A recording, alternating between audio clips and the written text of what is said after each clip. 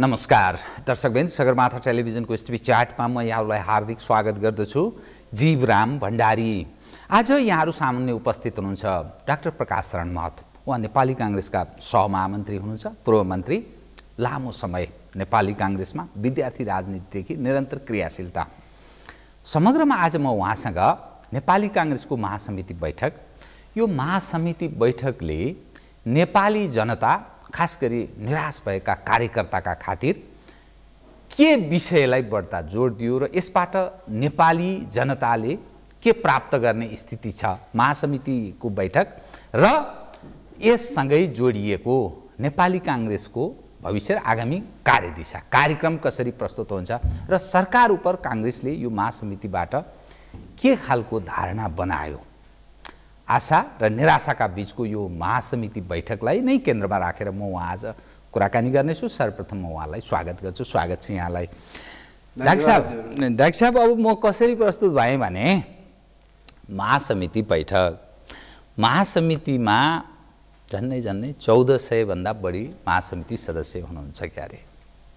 धेरै लामो चल्यो, एक। नम्बर 2, अलि गन्जागोल, अलिकति व्यवस्थापकीय त्रुटि, नेतृत्वले अलि परिपक्वता नदर्शाएको विषय आलोचना यथेष्ट भयो, धेरै भयो आलोचना। कांग्रेस जस्तो इतिहास बोकेको, प्रजातान्त्रिक छवि भएको, सबभन्दा अहिलेको क्रियाशील राजनीतिमा सबभन्दा पुरानो पार्टी, यो त्यति राम्रो सन्देश गएन। यसरी मानिसले यसरी बुझ्ने प्रयत्न गरे। के ठान्नुहुन्छ? तपाईको कुरा सुनौ, यससँग जोडिएको विषय म थप उठान गर्छु कृपया। ठीक छ जीवरामजी, वास्तवमा यो अवश्य पनि यो लामो महासमितिको बैठक बस्यो। अब समयमा सम्पन्न भएको भए हुन्थ्यो, समयमै केन्द्रीय समितिले विधानका सम्बन्धमा निर्णय भएर आएको भए हुन्थ्यो, चुस्त दुरुस्त भएको भए हुन्थ्यो भन्ने अवश्य पनि गुनासो थियो। तर ढिलै भए पनि अत्यन्त सकारात्मक सन्देशका साथ यो महासमितिको बैठक सम्पन्न भएको छ र सम्पूर्ण महासमितिका सदस्यहरू एउटा सकारात्मक माइन्डसेट लिएर चाहिँ घर फर्किनु भएको छ र जे सन्देश देशभरि गएको छ त्यो पनि अत्यन्त सकारात्मक गएको छ। जस्तो पार्टी पङ्क्तिलाई के आशंका थियो भने यो नेतृत्व तहमा एकता हुँदैन, यसले झन् पार्टीमा असन्तुष्टि र विग्रह फैलन्छ भन्ने आशंका थियो। त्यस्तै गरेर जनमानसमा पनि यो कांग्रेसको के हो, किन यतिका दिन लागिराखेको छ भन्ने आशंका थियो। तर नेपाली कांग्रेसको एउटा बल के छ भने यसमा धेरै मन्थन पनि हुन्छ, गन्थन पनि हुन्छ, कहिलेकाहीँ लामो समय पनि लाग्छ, तर अन्तत्वगत्वा एक ठाउँमा उभिन्छन् र एउटा सन्देशका साथ जनताको बीचमा प्रस्तुत हुन्छन् भन्ने कुरा यो महासमितिको बैठकले पनि प्रमाणित गरेको छ। र अहिले हामीले जुन विधान, नेपाली कांग्रेसको विधान आयो, यद्यपि त्यहाँ विभिन्न कोणबाट यसो हुनु पर्दैन थियो या यसो नभएको हुन्थ्यो, यो ठुलो नभएको हुन्थ्यो, यो अब यो नेतृत्वलाई अलिकति कमजोर गर्ने पो हो कि भन्ने तमाम आशंकाका बावजुद एउटा महत्त्वपूर्ण काम यसले के गरेको छ भनेदेखि नेपालको जुन तस्बिर छ, जुन जात जाति समुदायहरू छन्, सबैलाई एउटा नेतृत्व तहमा, कार्यकारी तहमा पुग्ने प्रबन्ध यद्यपि व्यावहारिक रूपमा पुगिरहेको स्थिति पनि छ, तथापि अझ सुनिश्चित गर्ने, सबै वर्ग समूहबाट सुनिश्चित नै हुने कुरा पनि यो बैठकले, यो केन्द्रीय समितिले सर्वसम्मतिले पारित गरेर बैठकले पनि सर्वसम्मतिले पारित गरेको छ। त्यस्तै गरेर हामीले चाहिँ आर्थिक विषयमा देशभरि छलफल गरेर एउटा निष्कर्ष निकालेर अहिलेको यो हाम्रो आर्थिक अवस्था देशको के छ र हामीले यसभन्दा अगाडि लिएका नीति कहाँ कति हामी सफल भयौँ, असफल भयौँ, त्यस्तै राजनीतिक, त्यस्तै गरेर सङ्गठनात्मक, यी तमाम विषयमा पनि हामीले चाहिँ लामो छलफल गऱ्यौँ र एउटा सुस्पष्ट दिशा निर्धारण पनि हामीले गरेका छौँ र विधानका सम्बन्धमा पनि अत्यन्त समावेशी लोकतान्त्रिक बाटो हामीले पक्रेका छौँ र सँगसँगै अहिले जुन यो वर्तमान सरकार जुन सत्तामा आएको छ धेरै ठुलो यो के अरे आश्वासनहरू बाँडेर यो सत्तामा आएको थियो ओली सरकार र अहिले 1 वर्ष पुग्दै गर्दा चाहिँ नेपाली जनताले के बेहोरिरहेका छन्, कसरी चाहिँ संस्थागत भ्रष्टाचार भइराखेको छ, दुरुपयोग भइराखेको छ,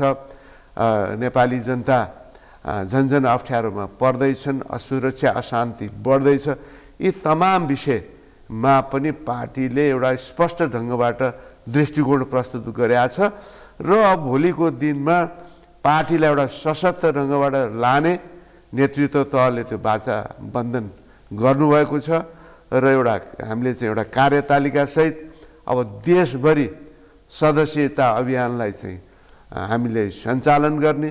त्यो पार्टीको आन्तरिक कुरा हो, पार्टीको सदस्यता अभियान सञ्चालन गर्ने, पार्टीलाई अलिकति समग्रमा पार्टी एउटा पार्टीलाई अब बलियो बनाएर लाने, पार्टी त बलियो हुनु पर्यो, त्यसको लागि सङ्गठन बलियो हुनु पर्यो, क्रियाशीलता बढ्नु पर्यो। नेपाली काङ्ग्रेसको चाहिँ उच्च क्रियाशीलता चाहिरहेका छन् नि। अहिले जुन चाहिँ सरकार आएको छ, जुन खाले एउटा आश्वासनको पोको बाँडेर यो सत्तामा आएको थियो, जनता निराश भएका छन्। काङ्ग्रेसले पनि अब काङ्ग्रेस मजबुत हुँदैछ, सङ्गठनात्मक रूपमा यसको गतिशीलता बढ्दैछ। नेपाली काङ्ग्रेसले नै अब भविष्यमा देशको नेतृत्व लिन्छ र यो चाहिँ जुन चाहिँ देश अहिले अप्ठ्यारोमा परिरहेछ त्यसमा निकास दिन्छ भन्ने पनि त हामीले सन्देश दिनु पऱ्यो नि। त्यो बाटोमा पनि एउटा प्रतिबद्ध हामी छौँ भनेदेखि समग्रमा मलाई लाग्दछ यो सरकारका यी गलत क्रियाकलापको विरुद्ध पनि सशक्त ढङ्गबाट उभिने त्यो किसिमको चाहिँ आकाङ्क्षा र प्रतिबद्धताका साथ पार्टी नेतृत्व र समग्र पार्टी पङ्क्ति उभिएको छ यो चाहिँ महासमितिको बैठकबाट। यद्यपि बिचमा अलिकति ढिला हुनाले समयमै यो सहमतिबाट विधान नआउँदाखेरि केही समय अलिकति चाहिँ असन्तुष्टि र निराशा अवश्य पनि छायो, तर अन्ततोगत्ता हामी ठिक ठाउँमा आयौँ र ठिक बाटोमा अगाडि बढ्छौँ। पदाधिकारी सङ्ख्या पनि बढाउनु भएछ अनि केन्द्रीय कार्य समितिको त्यो सङ्ख्या पनि धेरै ठुलो भएछ। यो भागभण्डामै कुरा नमिलेर छ त त्यसैले यसो गरे होलान् भन्ने एक रङ्गले आलोचना गर्छन्।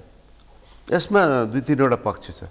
एउटा त अहिले चाहिँ संविधानकै व्यवस्था 1/3 महिलाहरू चाहिँ सुनिश्चित नै पार्टीले पनि गर्नुपर्ने। सबभन्दा पहिला नेपाली काङ्ग्रेसले नै गर्यो। तपाईँलाई थाहा छ यो देशमा अब अरू पार्टीलाई संविधान लाग्दैन, तर हामी संविधानलाई पालना गरेर अक्षर पालना गरेर जानुपर्छ भन्ने पार्टी हो। अब यो 2टा अध्यक्ष छन्, अब त्यसमा चाहिँ अब कुन प्रबन्ध अनुसार कसरी भएको छ पनि थाहा छैन। त्यहाँ यो चाहिँ संवैधानिक प्रावधानहरू पनि कार्यान्वयन भएका छैनन्।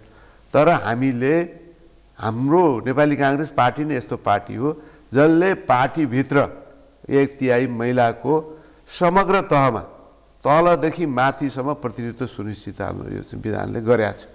त्यस्तै गरेर विभिन्न जात जाति समूह सबैको पनि उच्च नेतृत्वमा प्रतिनिधित्व होस् भन्नका खातिर यो चाहिँ यसले अलिकति आकार ठुलो लिएको छ। तथापि त्यसमा फेरि कार्य सम्पादन समिति जुन छ त्यो छोटो आकारको हुन्छ।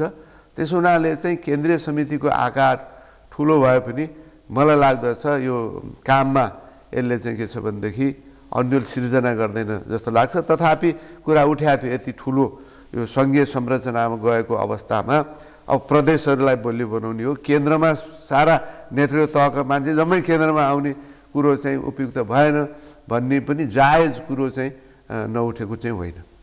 डाक्टर साहब अलिकति डाक्टर साहबसँग जोडिएको विषय महासमितिसँग सम्बन्धित विषय पनि, किनभने बडा सामाजिक सञ्जालमा बडा चर्चामा रह्यो।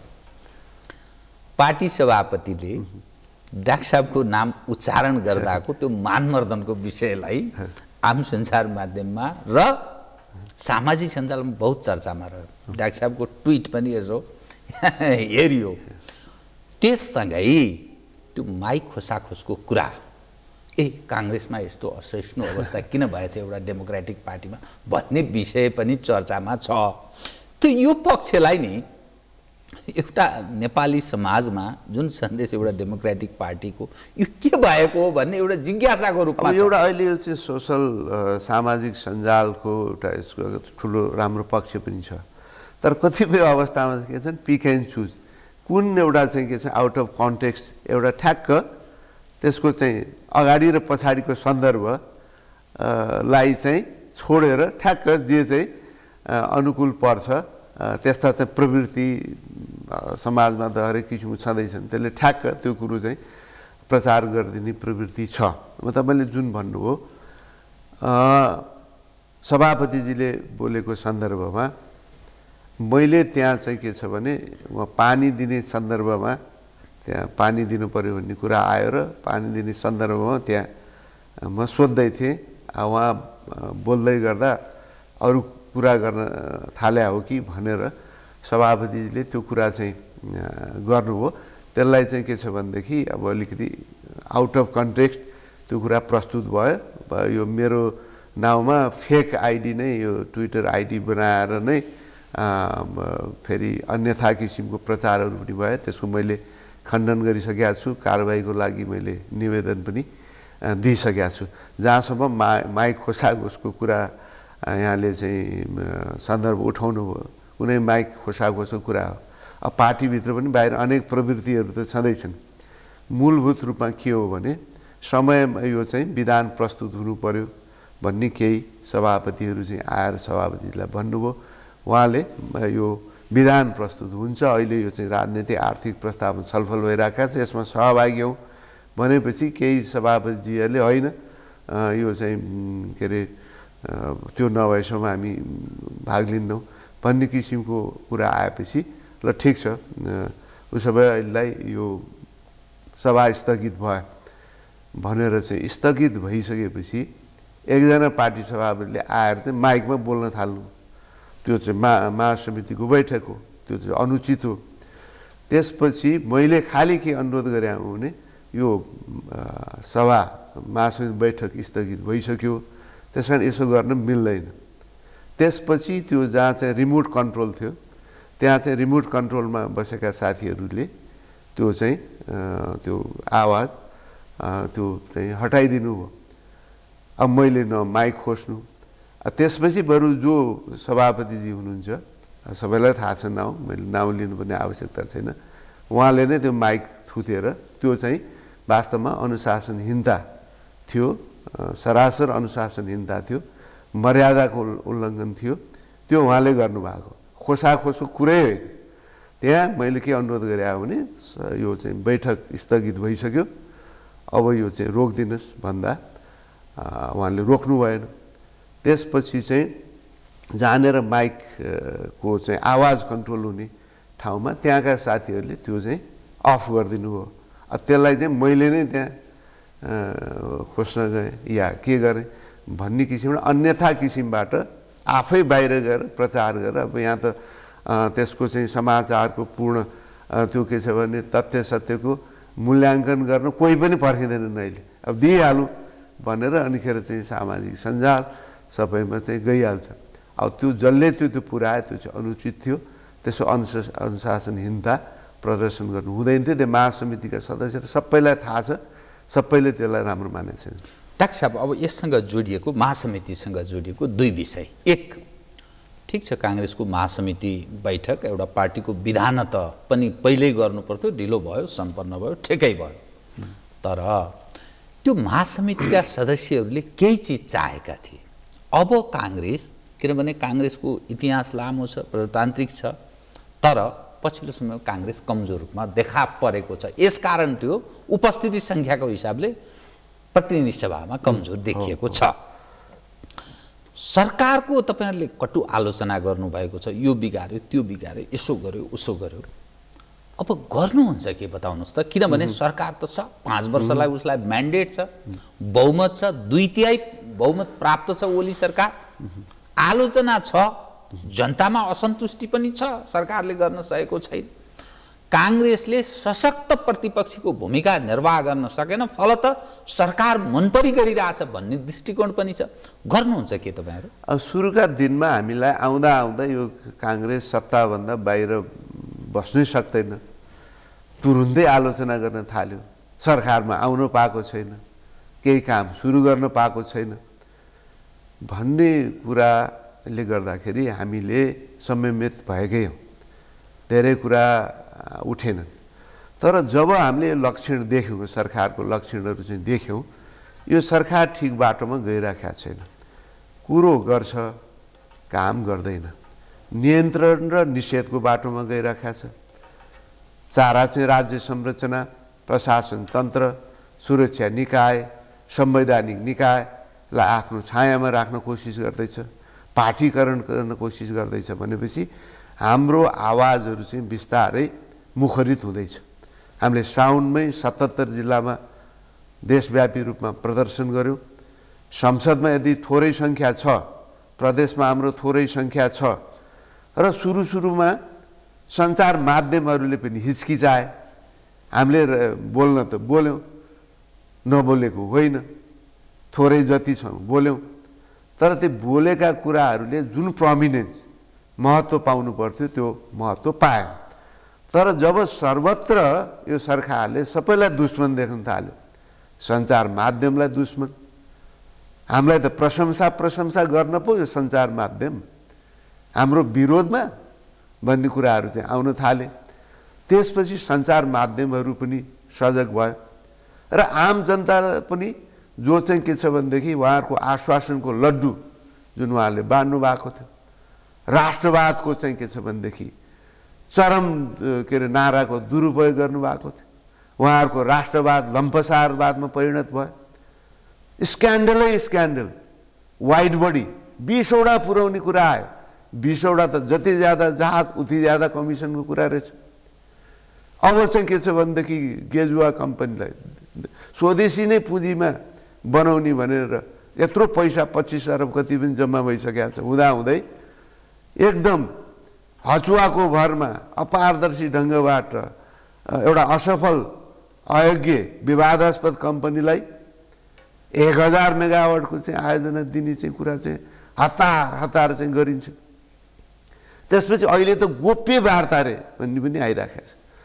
भनेपछि हिजोको दिनमा हामीले 22% निःशुल्क ऊर्जा दिने गरेर प्रतिस्पर्धामा चाहिँ अरुण आयोजना चाहिँ इन्डियन कम्पनीलाई चाहिँ दिँदाखेरि यहाँ चाहिँ हो हल्ला भयो। तर चाहिँ यहाँ चाहिँ सिधा कुनै चाहिँ के छ भने कुन शर्त केही पनि थाहा छैन, दिइन्छ। सुन काण्ड हुन्छ, चिनी काण्ड हुन्छ, कुनै त्यो चाहिँ कार्पेट पनि छोपिन्छ। भनेपछि यी विषयवस्तुहरूका विषयमा सारा नेपाली जनता अहिले चाहिँ यसबाट चाहिँ अचम्म मानिराखेका छन् र हाम्रो पार्टीले पनि यो विषयलाई अब सशक्त रूपमा उठाइ पनि राखेको छ। हाम्रो महासमितिको बैठकले एक मुद्दामा राष्ट्रियताको विषयमा यो उहाँहरूको चाहिँ यो लम्पसारवादी प्रवृत्ति, सत्तामा नहुँदा एउटा कुरा, सत्तामा जाँदा अर्को कुरा, लम्पसारवाद र विदेशी ठुल्ठुला आयोजनाका कुराहरू गर्ने, विदेशको ऋण ल्याउने कुराहरू गर्ने, तर कुन शर्त, त्यसको सम्भाव्य प्रतिफल के छ, त्यसले चाहिँ नेपाली जनतालाई फाइदा गर्ने हो कि होइन, सेवा शर्त के हो भन्ने कुरालाई चाहिँ आँखा चिम्लिने। अनि यो चाहिँ गण्डक आयोजना पनि त्यही हिसाबले चाहिँ ऋण ल्याउने जुन कुराहरू चाहिँ भइरहेका छन्, यसले चाहिँ देशलाई एकदम अप्ठ्यारो स्थितिमा पुर्याउँछ। अहिले लगानीको वातावरण खस्किरहेछ। 75% विदेशी लगानी घट्यो यो वर्ष। नेपालको पुँजी नै पलायन भइरहेको छ। यो अवस्था चाहिँ देशमा आइरहेको छ। भनिसकेपछि अब यसका विरुद्ध हाम्रो नेतृत्वले पनि हिजो उद्घोष गरेको छ समापन कार्यक्रममा। अब यसका खिलाफमा पार्टी सशक्त ढङ्गबाट उभिन्छ, सदनमा उभिन्छ, बाहिर पनि उभिन्छ र सच्चिनुहोस्, ठिक बाटो हिँड्नुहोस्, हामीलाई केही छैन। तपाईँले भने जस्तो अब 4 वर्ष करिब छ, स्थानीय निकाय 3 वर्ष करिब छ, हामी पर्खिन तयार छौँ। होइन भनेदेखि यस्तै बाटोमा लाने, देशलाई अधोगतितर्फ उन्मुख गराउने कुरो मात्रै गर्ने, काम नगर्ने हो भने त जनताले त्यसको खबरदारी गर्छन्, खबरदारी मात्रै गर्दैनन्, यो सरकारलाई कठघरामा उभ्याउँछन्। यो त गर्नै पर्यो नि।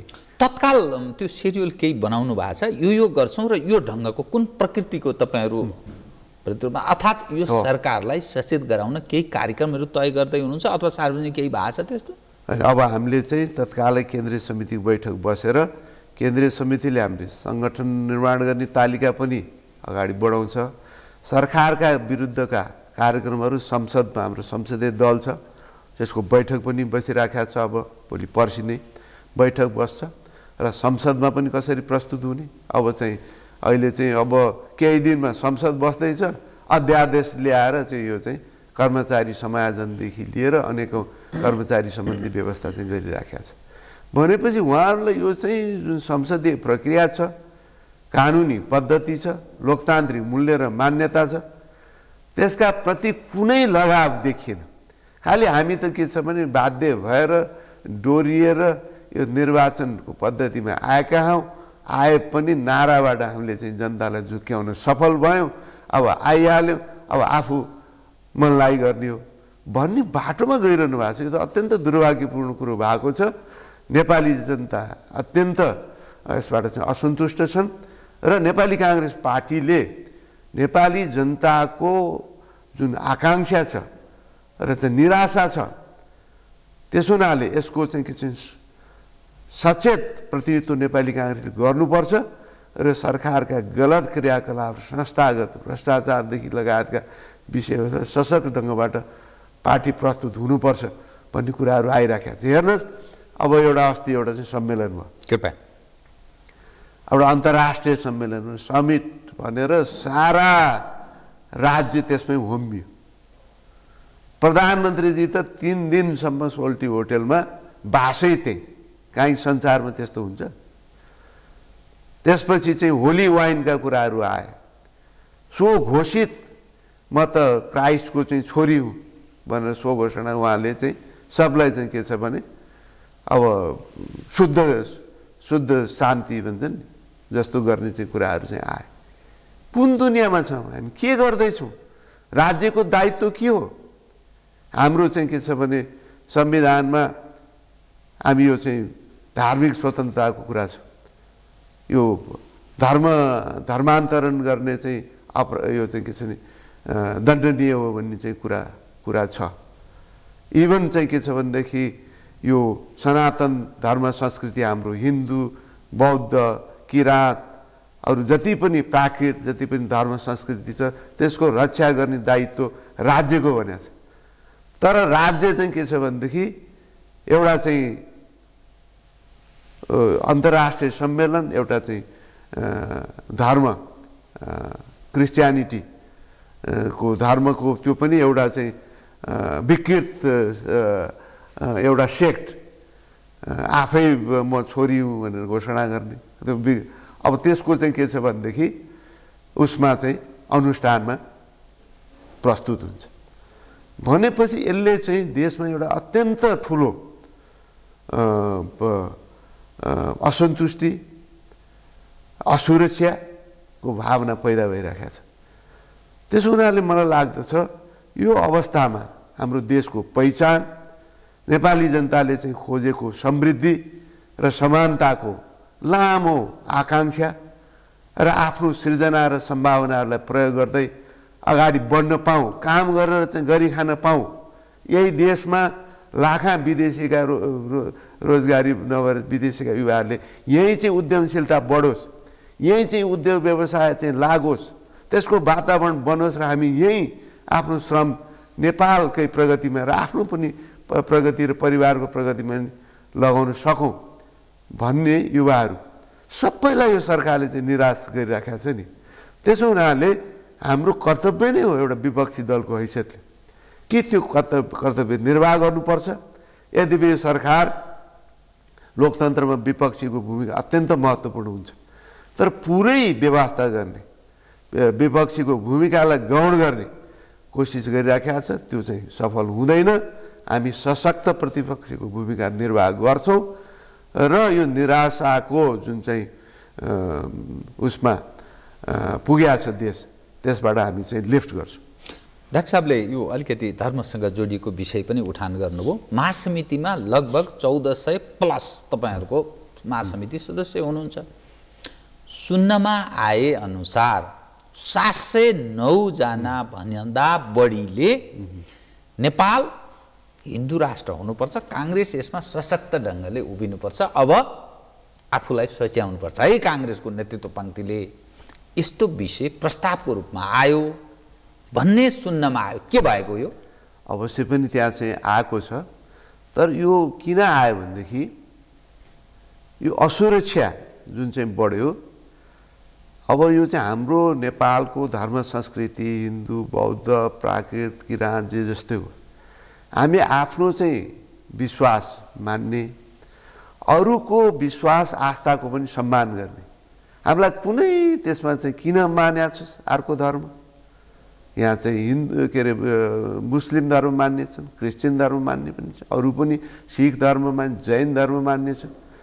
सबैले आफ्नो चाहिँ आस्था स्वतन्त्रतापूर्वक मान्नु पाउनुपर्छ र हाम्रो आस्था विश्वासमा पनि अरूले कसैले चाहिँ प्रश्न नउठाओस्, त्यसलाई यस्तो उस्तो भनेर चाहिँ लान्छना नलाओस्, त्यति मात्रै खोज्छ। यहाँ कुनै हाम्रो धर्म संस्कृति त अरू धर्मबाट चाहिँ धर्मान्तरण गरेर ल्याउने यो गर्ने ऊ गर्ने त छैन।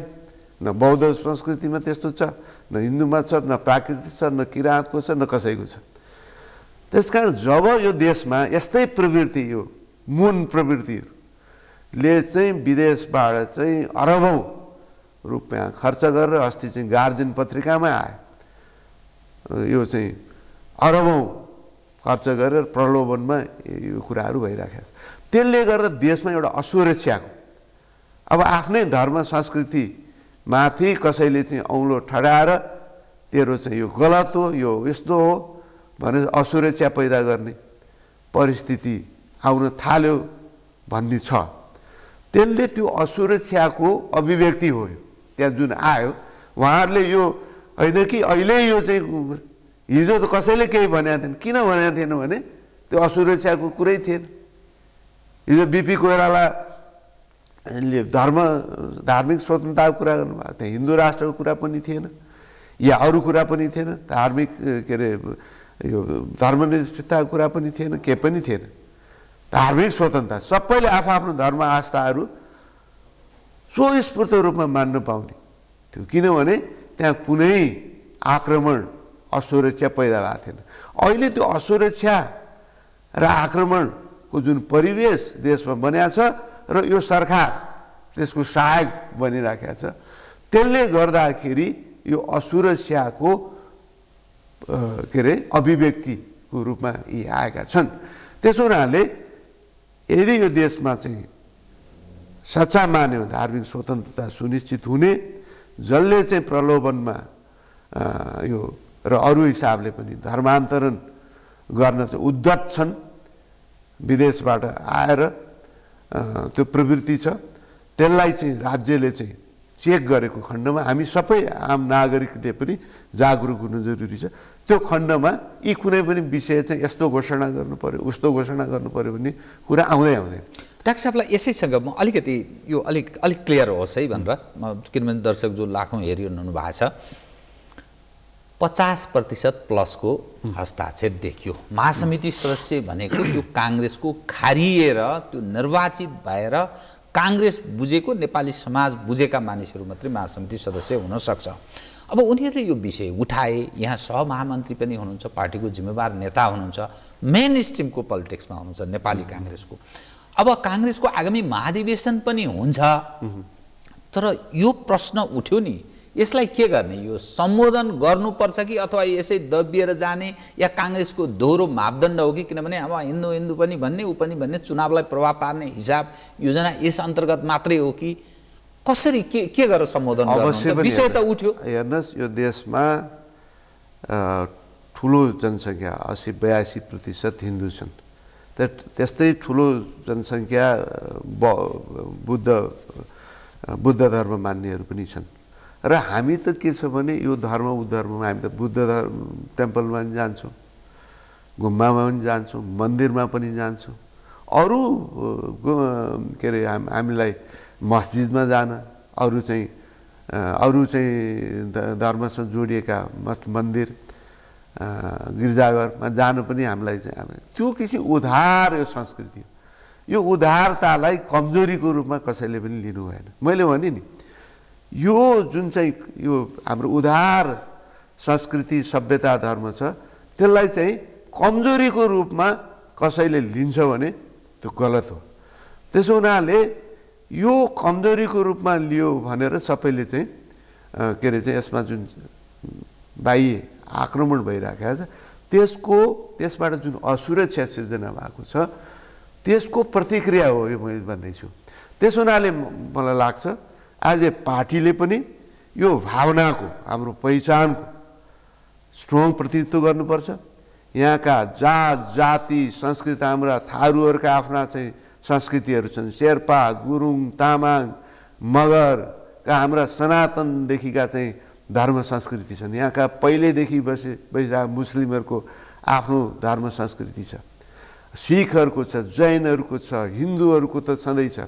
यी तमाम धर्म संस्कृतिहरू जो जसरी चाहिँ हामीले पालन गर्दै आएका छन् त्यसमा चाहिँ के छ भनेदेखि सबैले आफ्नो अहिले चाहिँ वेशभूषा संस्कृति सबैको चाहिँ के छ भने रिसर्जन त्यसको चाहिँ पुनर्जागरण भइरहेको छ। त्यसलाई चाहिँ के छ भने काहीँ कतैबाट आक्रमण हुन्छ भने त एउटा जिम्मेदार पार्टीको नाताले त्यसका प्रति हामी सजग हुनैपर्छ। र त्यो राज्य जसले चाहिँ यो संविधानको कस्टोडियन हुने छ, संविधानमा चाहिँ यो धर्मान्तरण चाहिँ के छ भनेदेखि दण्डनीय हुन्छ भनिया छ, धार्मिक स्वतन्त्रता सुनिश्चित हुन्छ भनिया छ। यो चाहिँ के छ भने सनातन धर्म संस्कृतिहरूको चाहिँ संरक्षण गर्ने राज्यको दायित्व हो भनिया छ, धार्मिक स्वतन्त्रतासहित। यी कुराहरूको चाहिँ ख्याल नगर्ने यो त गर्नै पर्छ। त्यसकारण पार्टीभित्र पनि यो असुर अभिव्यक्ति आएको पार्टीले यसलाई चाहिँ सबै धर्म संस्कृतिको सुरक्षा हुन्छ, कसैले अतिक्रमण गर्न पाउँदैन र हामी सबै धार्मिक आस्थाहरूको पनि सुरक्षा गर्छौँ। स्वतन्त्र रूपमा पालन गर्नुपर्ने अधिकार छ। तर सँगसँगै जो चाहिँ यहाँ चलिरहेको धर्म संस्कृति छ त्यसमाथि चाहिँ आक्रमण गर्ने, त्यसलाई चाहिँ कमजोर पार्न खोज्ने, लान्छना लगाउने त्यो प्रवृत्तिलाई पनि हामी चाहिँ नकारछौँ मात्रै होइन, त्यसको विरुद्ध उभिन्छौँ। पार्टीले भनेको अवस्थामा यी असुरक्षाका अभिव्यक्तिहरू चाहिँ उहाँहरू सबै आश्वस्त हुनुहुन्छ। यसैसँग जोडिएको एउटा विषय मात्रै उठान गर्छु, त्यसपछि म अन्यत्र मोडिन्छु है। नेपाल कम्युनिस्ट पार्टी नेकपाका अध्यक्ष पुष्पकमल दाहाल प्रचण्डले एक सन्दर्भमा काङ्ग्रेस हिन्दू राष्ट्रको पक्षमा उभिन लागेको सुन्दा म आश्चर्यमा परेँ। धर्मनिरपेक्षताको बाबु त सुशील कोइराला के उहाँलाई नर्कमा लैजान लाग्या हो काङ्ग्रेसले? एक नम्बर 2, यो धर्मनिरपेक्षताको जो विषय छ नि त्यस उपर आलोचना पनि छ।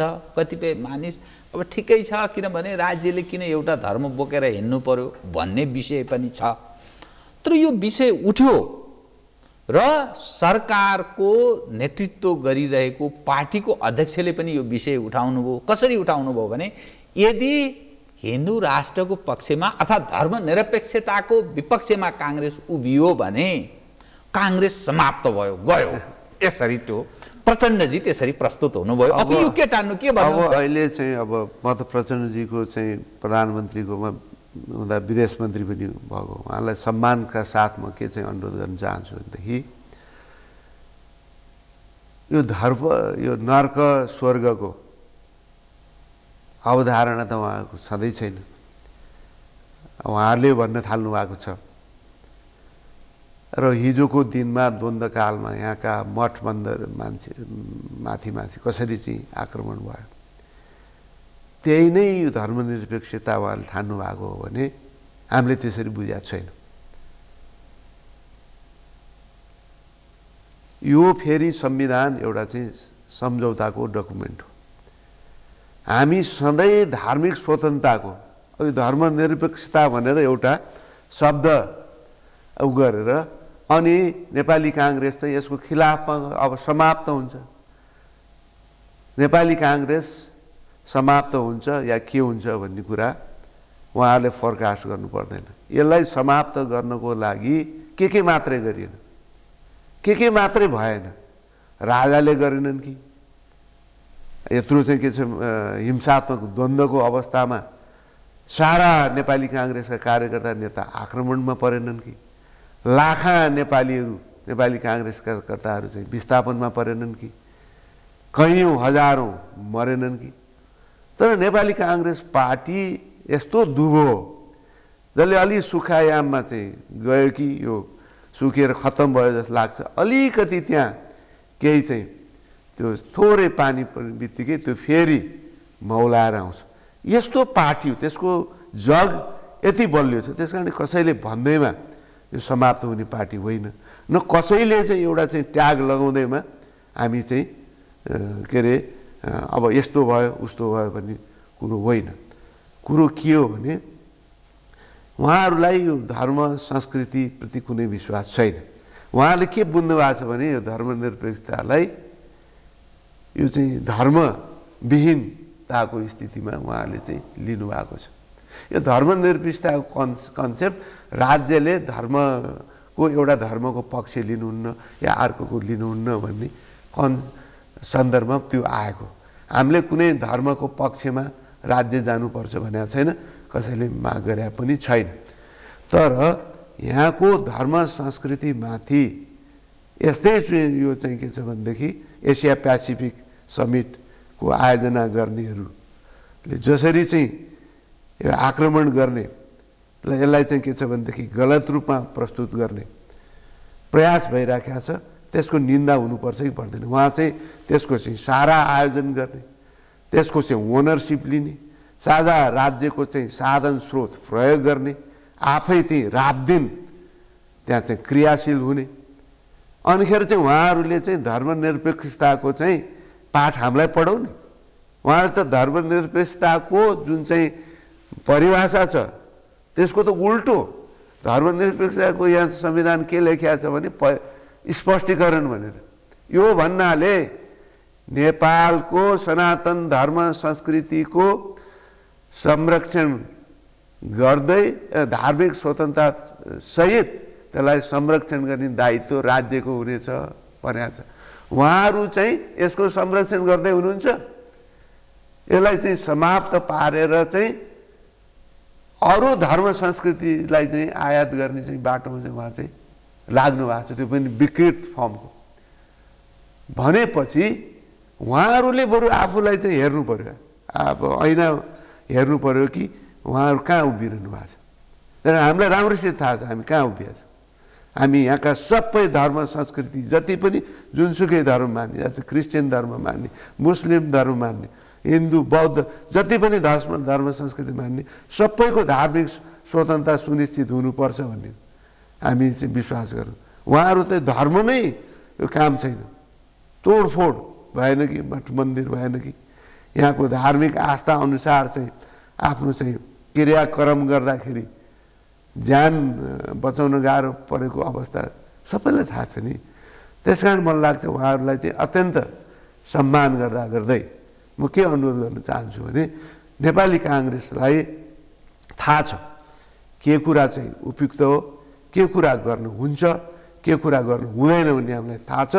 र हामी समग्र नेपाली जनता जुनसुकै धर्म संस्कृतिमा विश्वास गर्ने जनताको चाहिँ साझा प्रतिनिधित्व पार्टी नेपाली काङ्ग्रेस पार्टी हो। त्यो कुरामा कसैले चाहिँ अब यो रहेन यो भएन भनेर हामी नहुने होइन।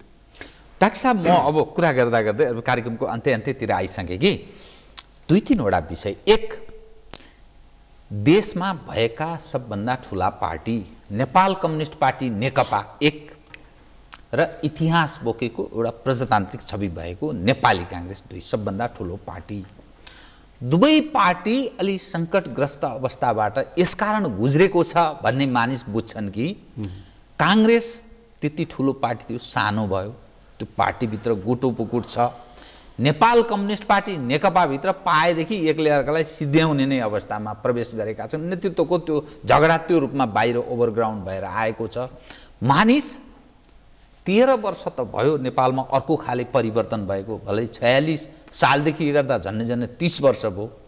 तर के पायौँ हामीले भनेर मानिस गिन्ती गर्न थाले, 1 2 3 4 बरु भनेर त्यो सिस्टम उप मानिसको प्रश्नहरू उठ्न थाल्यो। र तपाईहरु कसरी आकर्षित गर्नुहुन्छ? कांग्रेस कम्युनिस्ट भन्दा यो फरक छ। हिजो हाम्रा त्रुटि कमी कमजोरीको कारण कम्युनिस्टले लाभ लियो, अब हामी यसरी जान्छौं है भन् त्यो आकर्षित गर्ने कसरी गर्न सक्नुहुन्छ? किनभने पत्याको जस्तो देखिएन अहिलेसम्मको दृश्य हेर्दा, त्यसकारण यो विषय अलि सिरियस रूपमा कृपया हेर्नुस्। मैले पहिला पनि तपाईकै यो अन्तर संवादमा भनेको थिएँ, नेपाली कांग्रेस सबभन्दा ठुलो कमजोरी के हो भने हामी प्रचारको महत्त्वलाई बुझ्दैनौँ। यो देशमा कम्युनिस्ट पार्टीहरूले हिजोको पञ्चायतको टाइममा पनि ठुलो राष्ट्रियताको एउटै नारा थियो उहाँको, राष्ट्रियको नारा घनका घनकै गरे नेपाली कांग्रेसलाई अराष्ट्रिय तत्त्व समेत भनेर चाहिँ बन्यो, साझा नारा। हामी अहिले झन् यो चाहिँ मिडियाको युग हो, सोसल सामाजिक सञ्जालको युग हो। यो अवस्थामा हामीले प्रचारको महत्त्वलाई चाहिँ नेपाली कांग्रेसले अब बुझ्नुपर्छ कि हामी डेमोक्रेसी ल्याउने, हामी शान्ति ल्याउने, हामी संविधान ल्याउने, हामी संविधानको कार्यान्वयन गर्ने, हाम्रो नेतृत्व नभएको भए कुनै कुराहरू पनि सम्भव थिएन। तर हरेक पटक एउटा नारा लिएर विभिन्न शक्ति, कहिले एमाले 46 साल अगाडि एउटा शक्ति एउटा नारामा प्रकट भयो, त्यसपछि माओवादी प्रकट भयो, राजा आफ्नो ठाउँमा थिए, भोलि अर्को प्रकट होला क्षेत्रीय साम्प्रदायिक। यी तमाम शक्तिहरूले चाहिँ वर्गलाइरहेका छन् नेपाली जनतालाई कि एउटा सपनाको पोको बाँडेर, कहिले चाहिँ के चाहिँ राष्ट्रियताको एक त अतिशक्तिपूर्ण चाहिँ असुरक्षाको चाहिँ एउटा चाहिँ वातावरण चाहिँ सिर्जना गरेर चाहिँ आफ्नो पक्षमा चाहिँ उभ्याइरहेका छन्। त्यसो हुनाले अब नेपाली जनताले बुझ्नु पर्यो, यो नेपालको असली राष्ट्रवादी शक्ति पनि नेपाली कांग्रेस हो। यो राष्ट्रियताको संरक्षण जो सम्बन्धित देशहरूसँग चाहिँ 1 to 1 सिधा आफ्ना कुराहरू उच्च नेतृत्वसँग राख्ने, नेपालको स्वार्थ र आवश्यकताको चाहिँ डिफेन्ड गर्ने, सडकमा होइन जनतातिर फर्केर होइन उनीहरूतिर फर्केर गर्ने पार्टी हो भने नेपाली कांग्रेस पार्टी हो। र नेपाली कांग्रेस पार्टीकै जुन सिद्धान्त र विचार छ त्यो चाहिँ विश्वभरिकै जति पनि विचारहरू चाहिँ प्रयोगमा आए त्यो परीक्षणबाट चाहिँ सफल साबित भएको चाहिँ लोकतान्त्रिक समाजवादी विचार चाहिँ नेपाली कांग्रेस पार्टीको चाहिँ विचार हो। र लोकतान्त्रिक पद्धति नै एउटा दीर्घकालीन रूपमा जनताको महत्त्वाकांक्षाहरूलाई सम्बोधन गर्न सक्ने विचार पनि लोकतान्त्रिक विचार नै हो भन्ने कुरा साबित भइसकेको अवस्थामा अब यो विभिन्न नारामा आउने एकदमै चाहिँ के छ भनेदेखि तत्कालै के किन हुन्छ भनेर चाहिँ जनताको मनलाई वर्गलाउने जुन प्रवृत्ति र पार्टीहरू छन्, ती पार्टीहरूलाई अब विश्वास नगर्नुहोस्। संसारभरि कम्युनिस्ट पार्टीले निर्वाचन भएको ठाउँ 10% पनि भोट नगएको छैन अहिलेको अवस्थामा। नेपाल मात्रै अपवाद भइरहेका छ, 50% भन्दा ज्यादा भोट। यही अपवादको बाटोमा हामी लागिरहने, कहिले चाहिँ उग्र दक्षिणपन्थी, कहिले चाहिँ यो वामपन्थको नाउँमा चाहिँ विकृत अधिनायकवादी नियन्त्रण र निषेध सुनिश्चित गर्ने। तर चाहिँ कम्युनिजमका पनि त्यो जुन एकदमै अत्यन्त सकारात्मक हिजोको त्यस बेलाका नेताहरू जो चाहिँ के छ भनेदेखि जनताको बराबरी, जनताको बीचमा रहेर समानताका कुरा गर्थे, न समानता न लोकतन्त्र, नियन्त्रण र निषेधको पाठ चाहिँ उहाँहरूले रिटेन गर्नुभयो। जो जनतालाई साँचो मानेमा इम्पावर गर्ने, बराबरी पुर्याउने कुराहरू चाहिँ बिर्सिनु भयो।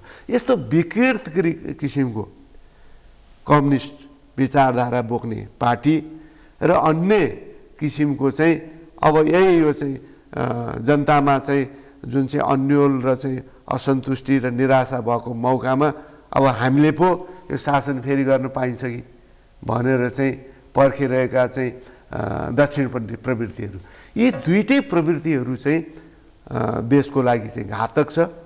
देशलाई यिनीहरूले अगाडि बढाउन सक्दैन, साबित भइसकेको छ। त्यसकारण मलाई लाग्छ यो बाटोमा अब देश अगाडि बढ्नुपर्छ।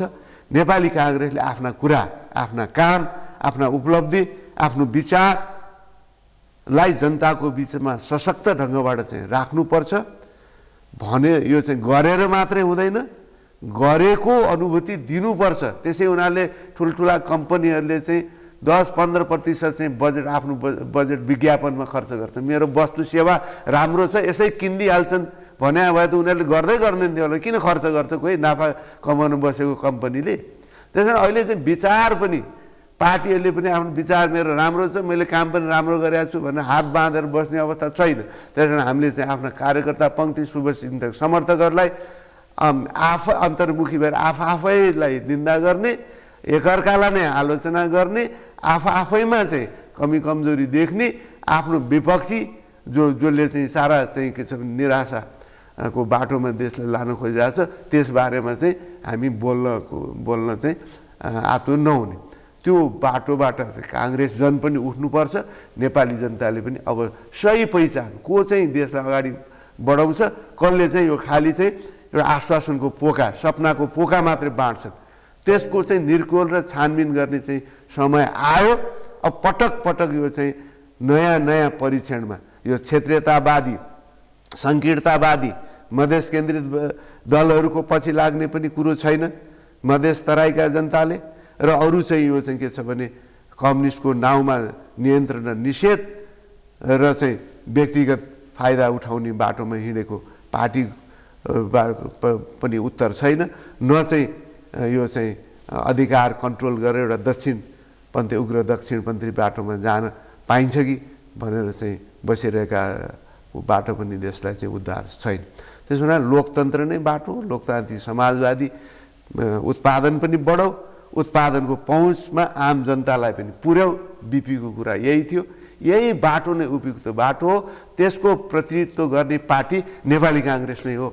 म कार्यक्रमको अन्त्यमा आएँ। एउटा विषय चाहिँ एकदम मलाई समयले त्यति साथ दिइरहेको छैन, एकदम छोटकरीमा तपाईँ पूर्व परराष्ट्र मन्त्री पनि भएको हुनाले अब नेपालका जो कम्युनिस्ट छन् उनीहरूलाई 50% प्लस मत प्राप्त भएको छ। काङ्ग्रेसमाथि मानिसले विश्वास नगरेको पछिल्लो कटु सत्य तस्बिर छँदैछ हाम्रा सामान्य।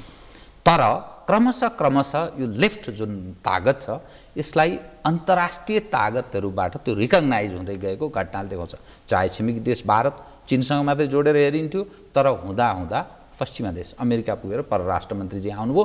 इन्डो पेसिफिक ट्रम्प प्रशासनको Asia Pacific strategy, Indo Pacific स्ट्र्याटेजीसँग पनि त्यो ट्रम्प प्रशासनसँग नेपाल जोडिने विषय जोडिएर आएको छ। यसको इम्प्याक्ट र यो विषयमा काङ्ग्रेस के ठान्छ? तपाईँको परराष्ट्र एज अ पूर्व परराष्ट्र मन्त्री एकदम छोटकरी हामीले अस्ति भने पनि छौँ 15 बुँदेमा यो परराष्ट्र नीति उहाँहरूको चाहिँ यो जो गरिरहनु भएको छ। उहाँहरूले चाहिँ चाहे चाहिँ यो ऋण सम्झौताका कुराहरूदेखि लिएर नेपालको राष्ट्रिय स्वार्थ र आवश्यकताको प्रतिनिधित्व गरिराख्नु भएको छैन। अहिले हामीले कुनै गुटमा लाग्ने काम छैन अन्तर्राष्ट्रिय सम्बन्धमा। न अब चीनको पक्षधर एकलौटी हुने, न भारतको पक्षधर हुने, या चाहिँ युरोप अमेरिकाको पक्षधर हुने जमाना छैन।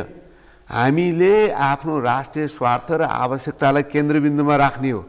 त्यसकारण जहाँ हाम्रो राष्ट्रिय स्वार्थ र आवश्यकता पूर्ति हुन्छ त्यसमा हामीले चाहिँ त्यसका आधारमा हामीले चाहिँ चीनसँग पनि, भारतसँग पनि, अन्य देशहरूसँग पनि समझदारी गर्ने हो। यो चाहिँ के छ भने अहिले चाहिँ अवसरवादको पराकाष्ठा र आफ्नो यो चाहिँ सत्ता जोगाउनको लागि जो जहाँसँग जे पनि गरिदिने जुन परराष्ट्र नीति सञ्चालन अहिले जहाँ गएर जे भनिदिँदा उनीहरू खुसी हुन्छन् त्यही भनिदिने। अमेरिकन युरोपियनहरूले चाहिँ जे सुन्न चाहन्छन् त्यही भनिदिने, चिनियाहरूले जे सुन्न चाहन्छन् त्यही भनिदिने, भारतीयहरूले चाहिँ जे सुन्न चाहन्छन् त्यही गरिदिने। त्यसले हाम्रो राष्ट्रिय स्वार्थ सुनिश्चित हुन्छ, हाम्रो राष्ट्र बलियो हुनसक्छ। हामी के चाहन्छौँ, हाम्रा आवश्यकताहरू के हुन्, हाम्रो भूपरिवेष्टित राष्ट्रको हैसियतका अधिकारहरू के हुन्, त्यसलाई आर्टिकुलेट गर्ने। हामी कसैका विपक्षमा छैनौँ, सबैसँग हामी दोस्ती राख्न चाहन्छौँ, फ्रेन्डसिप राख्न चाहन्छौँ। हाम्रो भूमि कसैका विरुद्ध प्रयोग हुँदैन। तर हाम्रा पनि के आवश्यकताहरू छन्, हाम्रा पनि राष्ट्रिय स्वार्थहरू छन्। त्यसको चाहिँ सम्बोधन हुनुपर्छ, त्यसको चाहिँ के छ भने सम्मान हुनुपर्छ भन्ने कुरा हाम्रो परराष्ट्र नीतिमा आर्टिकुलेट हुनुपर्छ। हामीले त्यो गरेका थियौँ। तर यो सरकार जहाँ जे भन्दा एकछिन उनीहरूको चाहिँ सहयोग प्राप्त हुन्छ त्यही कुरो भन्दै हिँडेको चाहिँ गलत हो। हस् डाक्टर साहब, कार्यक्रममा आइदिनु भयो, धन्यवाद छ यहाँलाई। आदरणीय दर्शकवृन्द, उहाँ हुनुहुन्थ्यो डाक्टर प्रकाश शरण महत, नेपाली काङ्ग्रेसका सहमहामन्त्री, पछिल्लो नेपाली काङ्ग्रेसको महासमिति बैठक र समग्र राष्ट्रिय राजनीति र अन्तर्राष्ट्रिय घटनाक्रमसँग कतिपय जोडिएका विषयलाई सम्बोधन गर्दै लगायत मेरो सम्पूर्ण युनिटलाई कार्यक्रमबाट बिदा दिनुहोस्। तर सगरमाथा टेलिभिजन हेर्दै रहनुहोला।